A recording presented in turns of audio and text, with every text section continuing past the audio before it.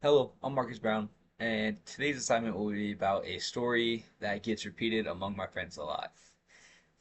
It should be about my family, but we don't really share too many stories, or there aren't really many that get repeated. But with my friends, we have a bunch. So I will be telling you about one today. And this story is about when we should have listened to our coach.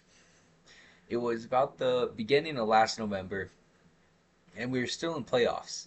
And it had just snowed, but our coach told us many times to stay indoors where it's warm, don't go sledding, don't go messing around in the snow.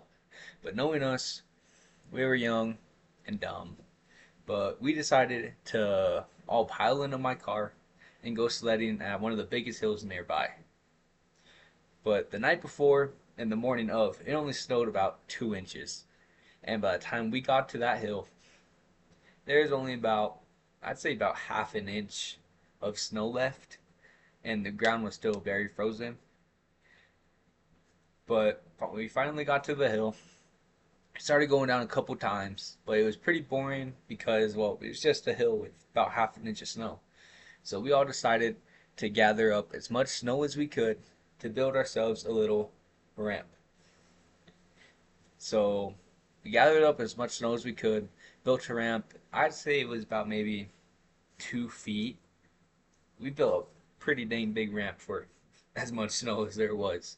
But by the time we were done, there's about no snow left. And so my first couple buddies went down. They went up fine, got a little jump, landed, made it to the bottom of the hill safe. But when I was getting ready to go down, a few of my buddies decided to give me a little boost and push me down. And I caught a lot more speed than everybody else. I went flying. I hit the ramp, flew maybe about, I'd say, 4 or 5 feet in the air. My sled flew out from under me, and I landed on a rock and cracked my tailbone.